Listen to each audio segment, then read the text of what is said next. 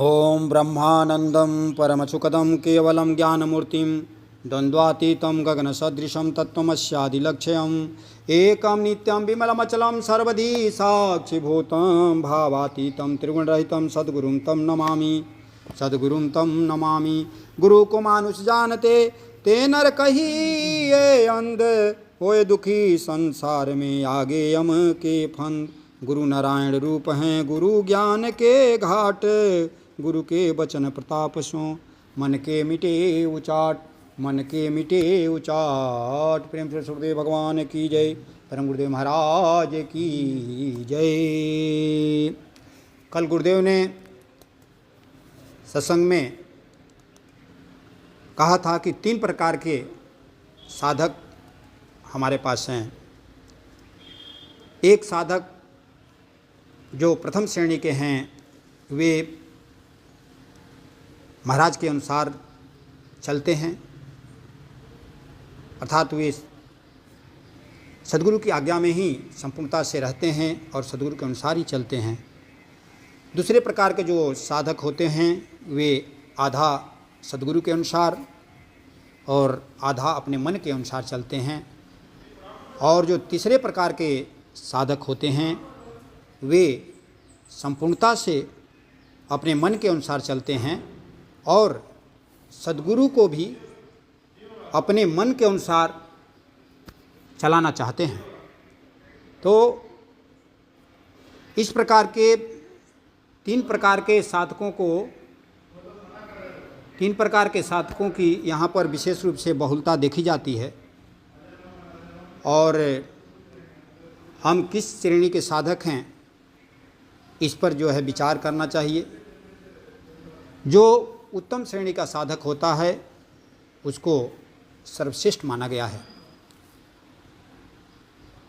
एक कथा है, एक गांव में एक महात्मा जी आए और वहाँ पर एक जो भक्त थे वे रोज़ महात्माओं को प्रसाद पवाते थे, इसके बाद ही प्रसाद पाते थे। इसलिए कि वे जो भक्त थे, भक्त संत के पास गए और उन्होंने कहा कि सबसे सरल और सुगम साधन बतावें जिससे कि हमें परमात्मा की प्राप्ति हो। तो संत ने बताया था कि आप रोज़ संत को प्रसाद जिमाएं, प्रसाद करवाएं और इसके बाद आप प्रसाद पाएं तो इसी से आपको परमात्मा की प्राप्ति हो जाएगी। तो वे रोज़ प्रयास करते थे और रोज़ अधिकांशतः संत को पवाते थे।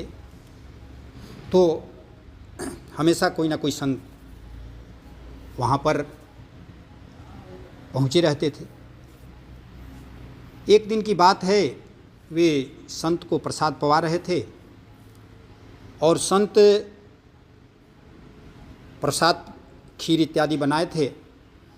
तो एक बार उन्होंने दिया, संत ने ले लिया। दूसरी बार वो देने के लिए चले तो उन्होंने मना कर दिया कि नहीं, अब मैं नहीं लूँगा। लेकिन वो फिर भाव में आकर के, भाव से भावित होकर के उस भक्त ने संत को खीर दे दिया, डाला। तब तक संत ने एक थप्पड़ जोर से मारा और इसके बाद में प्रसाद पा लिए संत भगवान। और एक गांव में होता है मंदिर इत्यादि या संतों के रुकने के लिए स्थान होता है, वहाँ पर वे रात्रि विश्राम के लिए चले गए, वहीं पर रुके। और दूसरे दिन भी उस भक्त को तो प्रसाद पवाना है, रोज़ पवाना है। दूसरे दिन भी वो संत के पास गए कि महाराज आज भी कृपा करें, आज भी मेरे पास प्रसाद पाएं। तो संत ने कहा, अरे तुमको मैंने कल अकारण जो है एक थप्पड़ जोर से मारा, फिर भी तुम वैसे ही विनय भाव और भक्ति से ओतप्रोत होकर के आए हो, क्या तुम्हारे मन में कुछ विचार नहीं आया? उस भक्त ने कहा कि हे प्रभु, आप कैसी बात करते हैं? यदि मेरे मन में विचार आ जाए तो इसका मतलब सेवा मैं निष्काम भाव से सेवा नहीं कर रहा हूँ। सकमता है कि मेरी प्रशंसा हो और मेरे को बड़ाई मिले। अरे कोई संत तो मारता हुआ, पीटता हुआ, गाली देता हो भी संत तो आशीर्वाद देते हैं। सापत ताड़त पुरुष कहंता, विप्र पूज्य असगा वहीं संता। इस प्रकार रामचरितमानस में आया है कि श्राप देता हुआ, प्रताड़ित करता हुआ, बोलता हुआ, डांटता हुआ संत भगवान तो आशीर्वाद देते हैं। इसलिए आप मेरे मन में थोड़ा भी आपके प्रति अन्यथा विचार नहीं आया है। वही भाव, वही भक्ति, और उसी के साथ मैं आज भी आपसे निवेदन करता हूँ कि आप आज भी मेरे घर पर जूठन गिराएं, प्रसाद पावें। तो संत, सिद्ध संत थे, वो तो परीक्षा के लिए उन्होंने इस प्रकार जो थप्पड़ मारे थे, इस प्रकार की उन्होंने क्रिया की थी। कहे कि अब तुमको भगवान जो है बहुत जल्दी ही मिल जाएंगे। जिस प्रयोजन से तुम सेवा कर रहे हो, तुम्हारा सेवा सफल होगा। और हम अक्सर देखते हैं कि हम भक्तों को या साधक भी गुरु से बड़ाई चाहते हैं। हम थोड़ा भी करते हैं तो ये हमारे अंदर कामना रहती है कि गुरुदेव थोड़ी बड़ाई कर देते, गुरुदेव कुछ प्रशंसा कर देते। या गांव घर में भी कोई सेवा करता है तो अपेक्षा रखता है, अपेक्षा से ही सेवा करता है। तो इस प्रकार की भावना, इस प्रकार का विचार होना, यह बहुत बड़ी बात होती है। एक पांडवों की भी अर्जुन की कथा है कि जब विराटनगर में वे लोग अज्ञात प्रवास में रह रहे थे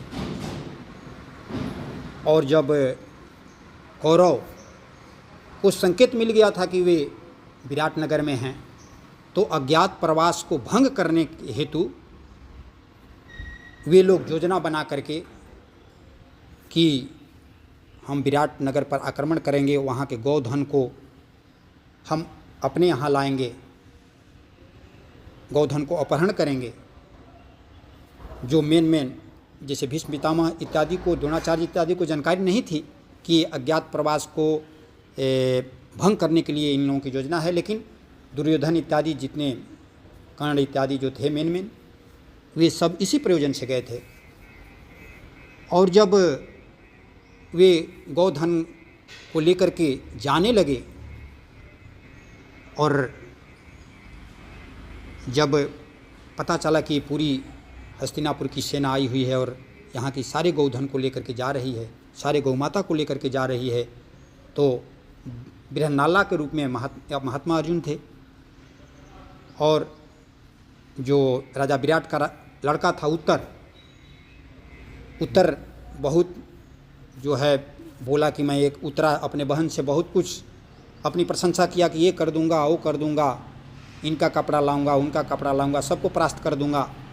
भीष्म पितामह को, द्रोणाचार्य को, कर्ण को, दुर्योधन को, दुशासन को, कृपाचार्य को इत्यादि बहुत अपनी शक्ति का खूब प्रदर्शन किया, मैंने मन से खूब उसकी प्रशंसा की। लेकिन वहाँ गया, जब कौरवों का जन समूह और उन्हें रथी महारथियों को देखा तो भयभीत हो गया। कहा कि अरे सेना है कि सागर है।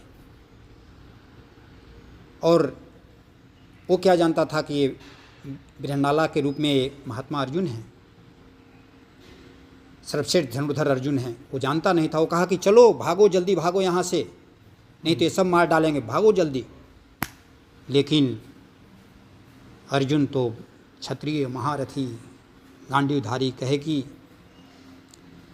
क्षत्रिय युद्ध से भागता नहीं है, अपना प्राण गंवा देता है। उसको यदि युद्ध में वो युद्ध करते हुए प्राण गंवा देता है तो वीर गति को प्राप्त होता है, इसलिए मैं नहीं भाग सकता हूँ। उन्होंने अपना अस्त्र शस्त्र लेकर के और जहाँ रखे थे लेकर के वे आक्रमण किया और उत्तर से कहे कि तुम अब रथ का रथ को हाँको और युद्ध मैं करूँगा, सारथी तुम बनो, मेरे रथ का सारथी बनो। उत्तर को फिर भी वो डर रहा था, लेकिन उत्तर को ढाढ़स बढ़ाए और फिर महात्मा अर्जुन स्वयं ही पूरे कौरव सेना को परास्त कर दिए। और जो उत्तरा ने वस्त्र जिस जिसका मांगा था वो सब वस्त्र ला करके वो उत्तर ने दिया।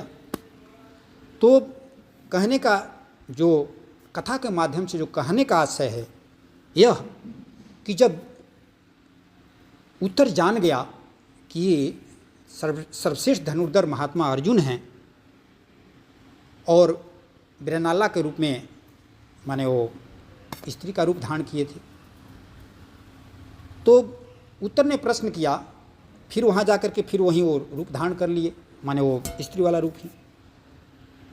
तो उत्तर ने प्रश्न किया कि महाराज अब तो इस वस्त्र को आप हटा दें, अब तो आप वास्तविक स्वरूप में आ जाएं। तो महात्मा अर्जुन ने कहा कि नहीं, अभी नहीं।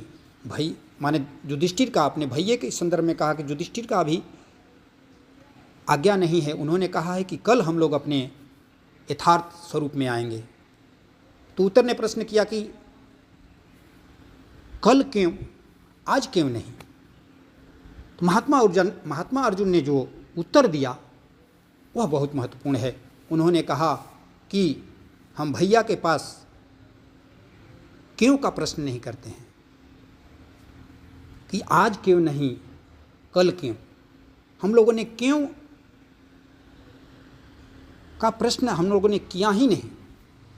तो देखिए कितना मर्यादित जो है एक भाई के प्रति समर्पण निवेदन है कि भाई के प्रति भी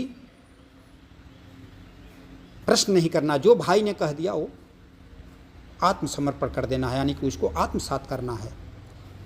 और वैसे ही जुआ के समय में जब दूत क्रीड़ा हो रहा था उसमें युधिष्ठिर ने सारे भाइयों को दांव पर लगा दिया, लेकिन किसी भाई ने ये नहीं कहा कि आप हम लोगों को दांव पर लगाने का आपका क्या अधिकार था।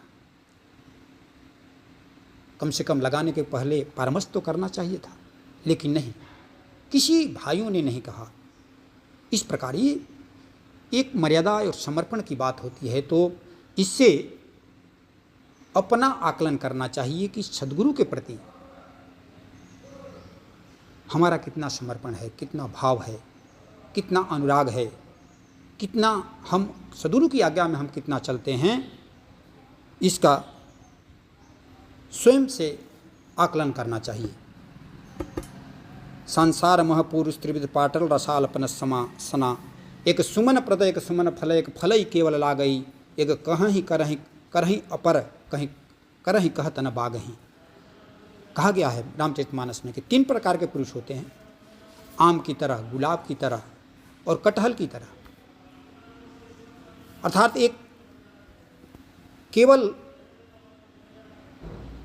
कहता है, करता नहीं।